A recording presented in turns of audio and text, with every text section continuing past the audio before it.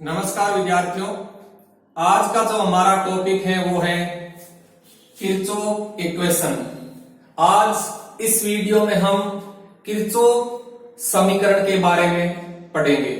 तो देखिए, यह समीकरण अभिक्रिया उष्मा यानी हीट ऑफ रिएक्शन के मान पर ताप के प्रभाव को बताती है। यानी हीट ऑफ रिएक्शन का मान ताप से किस प्रकार प्रभावित होता है, इसके बारे में किरचॉफ समीकरण हमें बताती है। तो देखो, हम जानते हैं कि हीट ऑफ रिएक्शन को यानी अभिक्रिया उष्मा को या तो हम डेल ई के रूप में प्रदर्शित करते हैं या हम डेल एच के रूप में प्रदर्शित करते हैं। अब ध्यान से सुनना कि अभिक्रिया उष्मा को कब डेल ई के रूप में प्रदर्शित करते हैं और कब डेल एच के रूप में प्रदर्शित किया जाता है। तो देखो, जब कोई केमिकल रिएक्शन स्थिर आयतन पर संपन्न होती है यानी कांस्टेंट वॉल्यूम पर संपन्न होती है, तब हीट ऑफ रिएक्शन को डेल ई के रूप में प्रदर्शित किया जाता है। डेल ई का अर्थ होता है आंतरिक ऊर्जा परिवर्तन। और जब कोई केमिकल रिएक्शन स्थिर दाब यानी कांस्टेंट प्रेशर पर संपन्न होती है, तब हीट ऑफ रिएक्शन को डेल एच के रूप में प्रदर्शित किया जाता है। डेल एच का अर्थ होता है एंथैल्पी परिवर्तन। यानी हीट ऑफ रिएक्शन को हम या तो डेल ई के रूप में प्रदर्शित करते हैं या डेल एच के रूप में प्रदर्शित किया जाता है। डेल ई के रूप में उस समय हीट ऑफ रिएक्शन को प्रदर्शित किया जाता है जब केमिकल रिएक्शन स्थिर आयतन पर संपन्न होती है, और डेल एच के रूप में हीट ऑफ रिएक्शन को उस समय प्रदर्शित किया जाता है जब केमिकल रिएक्शन स्थिर दाब पर संपन्न होती है। तो डेल एच का मान एवं डेल ई का मान है वो ताप से किस प्रकार प्रभावित होता है, यानी डेल ई एवं डेल एच के मान पर ताप का प्रभाव किस प्रकार से पड़ता है, इसके बारे में किरचॉफ समीकरण हमें बताती है। तो पहले हम डेल ई के मान पर ताप का प्रभाव देखते हैं। देखो, माना एक केमिकल रिएक्शन निम्न है। यह एक केमिकल रिएक्शन है, एक रासायनिक अभिक्रिया है जिसमें ए रिएक्टेंट और बी प्रोडक्ट है। यदि हम इस केमिकल रिएक्शन के लिए आंतरिक ऊर्जा परिवर्तन निकालना चाहें, तो हम जानते हैं कि किसी भी केमिकल रिएक्शन के लिए आंतरिक ऊर्जा परिवर्तन बराबर होता है उत्पाद की आंतरिक ऊर्जा माइनस क्रियाकारक की आंतरिक ऊर्जा। तो देखो, इस केमिकल रिएक्शन के लिए आंतरिक ऊर्जा परिवर्तन हो जाएगा डेल ई बराबर ईपी माइनस ईए, जहां ईबी क्या है, ईपी है उत्पाद की आंतरिक ऊर्जा और ई है वो है क्रियाकारक की आंतरिक ऊर्जा। तो देखो, इस केमिकल रिएक्शन के लिए ये आंतरिक ऊर्जा परिवर्तन हो गया। अब क्या करते हैं हम, स्थिर आयतन पर ताप के सापेक्ष इस समीकरण 1 का अवकलन कर देते हैं, तो हमें समीकरण 2 प्राप्त हो जाती है। तो देखो, समीकरण 2 क्या है, डेवा डेल ई बटा डेवा टी कांस्टेंट वी बराबर डेवा ईबी बटा डेवा टी कांस्टेंट वी माइनस डेवा ई ए बटा डेवा टी कांस्टेंट वी। यानी जब समीकरण 1 का स्थिर आयतन पर ताप के सापेक्ष अवकलन कर दिया जाता है तो हमें समीकरण 2 प्राप्त हो जाती है। अब देखो, हम जानते हैं कि स्थिर आयतन पर ताप के सापेक्ष आंतरिक ऊर्जा में परिवर्तन की दर है वो सीवी के बराबर होती है, जहां सीवी क्या है, सीवी है स्थिर आयतन पर ऊष्माधारिता। अब हम क्या करते हैं, इस समीकरण 2 में इस पद को और इस पद को, इन दोनों पदों को सीवी के रूप में लिख देते हैं। तो देखो, डेवा डेल ई बटा डेवा टी कांस्टेंट वी बराबर सीवी बी माइनस सीवी ए। अब देखो, इन दोनों का परिवर्तन क्या हो जाता है, डेवा डेल ई बटा डेवा टी कांस्टेंट वी बराबर डेल सीवी। अब देखो, इस समीकरण को हम इस रूप में लिख सकते हैं, डी डेल ई बराबर डेल सीवी डीटी। तो ये समीकरण 3 आ जाती है। अब देखो, जब ताप परास कम होता है तो कम ताप परास पर सीवी का जो मान है वो लगभग स्थिर रहता है। तो कम ताप परास पर जब सीवी का मान स्थिर है तब समीकरण 3 का समाकलन करने पर यह समीकरण 4 हमें प्राप्त हो जाती है। तो देखो समीकरण 4 क्या है? समीकरण 4 है del E2 minus del E1 बराबर डेल सीवी कोष्टक में T2 माइनस T1। तो ये जो समीकरण 4 है यह एक किरचॉफ समीकरण है।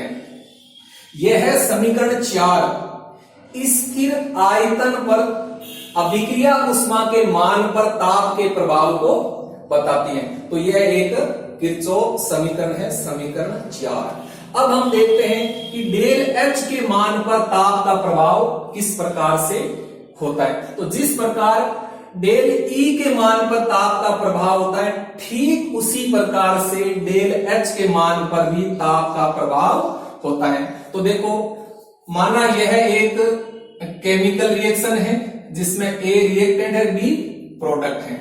अब हम इस केमिकल रिएक्शन के लिए एंथैल्पी परिवर्तन निकालना चाहें तो हम जानते हैं कि किसी भी केमिकल रिएक्शन के लिए एंथैल्पी परिवर्तन बराबर होता है उत्पाद की एंथैल्पी माइनस क्रियाकारक की एंथैल्पी।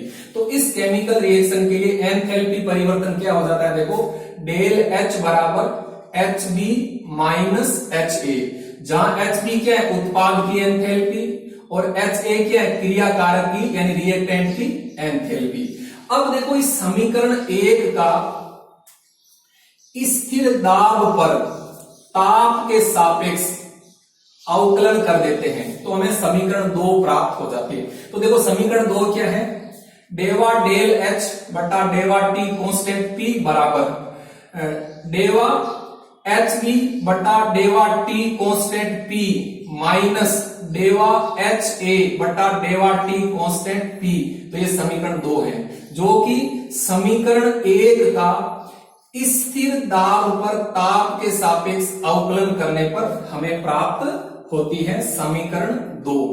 अब देखो, हम जानते हैं कि स्थिर दाब पर ताप के सापेक्ष एंथैल्पी में परिवर्तन की दर है वो सीपी के बराबर होता है। तो सीपी बराबर क्या है? सीपी होता है स्थिर दाब पर ऊष्माधारिता। तो अब देखो, इस समीकरण 2 में इस पद को और इस पद को, इन दोनों को हम सीपी के रूप में लिख देते हैं, तब क्या होता है? देखो, डेवा डेल एच बटा डेवा टी कांस्टेंट पी बराबर सीपी बी माइनस सीपी ए। अब देखो, इन दोनों का परिवर्तन हो जाता है, तो डेवा डेल एच बटा डेवा टी कांस्टेंट पी बराबर डेल सीपी। अब देखो, इस समीकरण को इस रूप में लिख सकते हैं, तो डी डेल एच बराबर हो जाता है डेल सीपी dt। अब देखो, कम ताप परास पर, यानी जब ताप परास कम है तो कम ताप परास पर सीपी का जो मान है वो लगभग कांस्टेंट रहता है, स्थिर रहता है। तो कम ताप परास पर जब सीपी का मान कांस्टेंट है तब इस समीकरण 3 का समाकलन करने पर हमें समीकरण 4 प्राप्त हो जाती है। तो समीकरण 4 क्या आती है? देखो, del H2 minus del H1 बराबर डेल Cp कोष्टक में T2 माइनस T1। तो ये जो समीकरण 4 है, ये समीकरण 4 एक किरचॉफ समीकरण है जो कि स्थिर दाब पर अभिक्रिया उष्मा के मान पर ताप के प्रभाव को बताती है।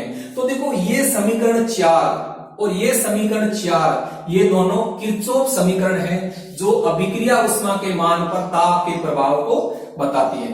अब एक बात ध्यान से सुनना, जो ये समीकरण नंबर 4 है, ये समीकरण नंबर स्थिर दाब पर अभिक्रिया उष्मा के मान पर ताप के प्रभाव को बताती है। लेकिन जब ताप परास कम हो तब, क्योंकि जब ताप परास कम होता है तब Cp का मान लगभग स्थिर रहता है। तो जब Cp का मान स्थिर रहता है तब समीकरण 3 का हम समाकलन करते हैं तो ये समीकरण 4 आ जाते हैं। लेकिन जब ताप परास अधिक हो, तो जब ताप परास अधिक होगा तब Cp का मान स्थिर नहीं रहेगा।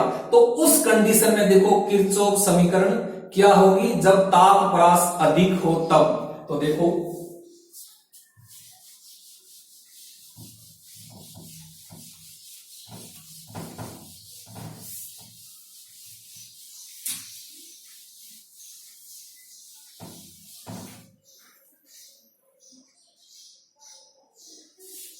जब ताप परास अधिक हो, यानी जब ताप परास अधिक होता है तब Cp का मान कांस्टेंट नहीं होता है, यानी Cp का मान स्थिर नहीं होता है। यानी जब ताप परास अधिक होता है, यानी तब Cp का जो मान है वो स्थिर नहीं होता है। तो उस कंडीशन में देखो किरचॉफ समीकरण क्या होगी। तो देखो हम जानते हैं कि D डेल H बराबर होता है डेल Cp dt। अब देखो यहां Cp का मान स्थिर नहीं है, तो जब Cp का मान स्थिर नहीं है तो उस कंडीशन में हम इस समीकरण का जब समाकलन कर देते हैं, तो देखो इस समीकरण का जब समाकलन करेंगे तब क्या आएगा। तो देखो इस समीकरण का समाकलन करते हैं तब आता है del H2 minus del H1 बराबर समाकलन T1 से T2, ये आ जाता है डेल Cp dt। इसको मान लीजिए समीकरण नंबर हम 5 मान लेते हैं। ठीक, अब क्या करते हैं, देखो जब ताप परास अधिक है तो उस समय Cp का मान स्थिर नहीं होता है, बल्कि Cp का मान जो ताप के साथ परिवर्तित होता रहता है। तो Cp का मान ताप के साथ किस प्रकार से परिवर्तित होता है वो देखो। तो Cp बराबर होता है alpha plus beta T plus gamma T square.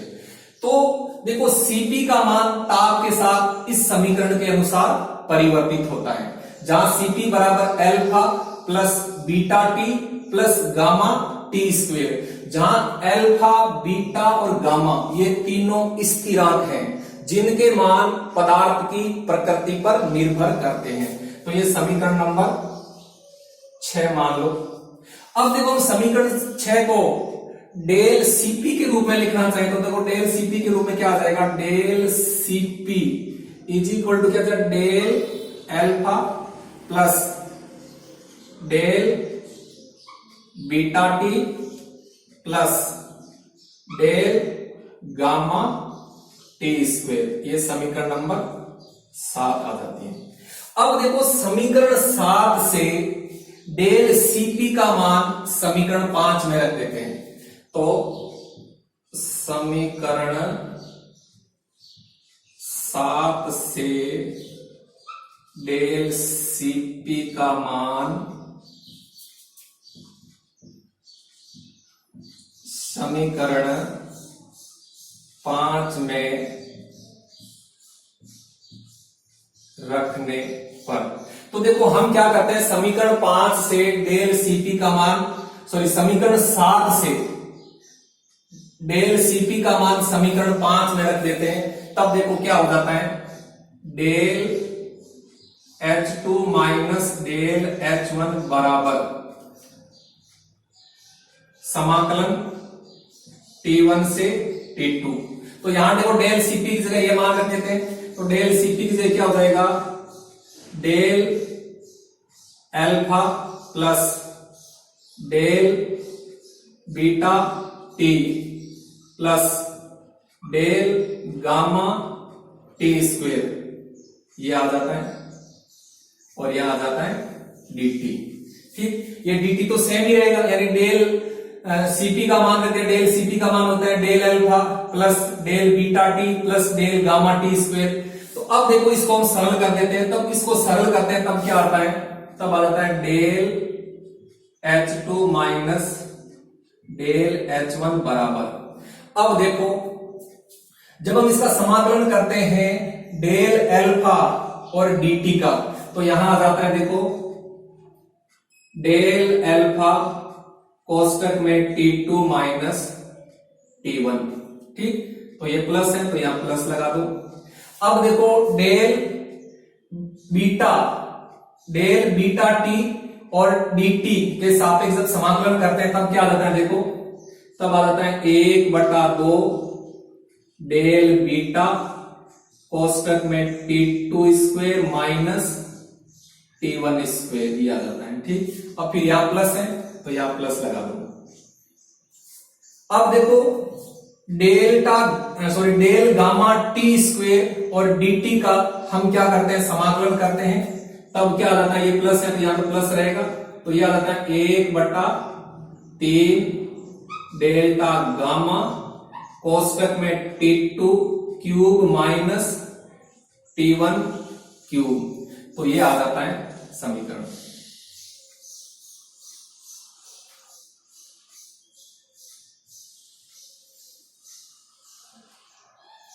तो ये जो आपकी समीकरण नंबर 8 है, ये समीकरण 8 समाकलित किरचॉफ समीकरण है। समाकलित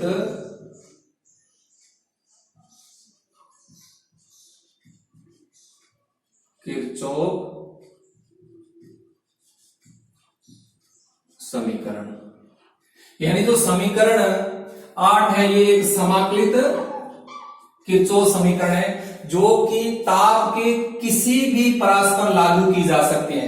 तो देखो समाकलित किरचॉफ समीकरण क्या होगी, del H2 minus del H1 बराबर डेल अल्फा कोष्टक में T2 minus T1 plus 1/2 del beta कोष्टक में T2 square minus T1 square plus 1/3 del gamma कोष्टक में T2 cube minus T1 cube. तो ये हो जाती है समाकलित किरचॉफ समीकरण, जिसको ताप के किसी भी परास से पर, यानी भले ताप परास कम हो भले ताप परास अधिक हो, दोनों कंडीशन में ताप के किसी भी परास पर इस समीकरण को लागू किया जा सकता है। तो ये हो गई किरचॉफ इक्वेशन, यानी किरचॉफ इक्वेशन, किरचॉफ समीकरण हमें ये बताती है कि हीट ऑफ रिएक्शन का जो मान है वो ताप से किस प्रकार प्रभावित होता है, यानी हीट ऑफ रिएक्शन की ताप पर निर्भरता के बारे में यह किरचॉफ समीकरण हमें बताती है।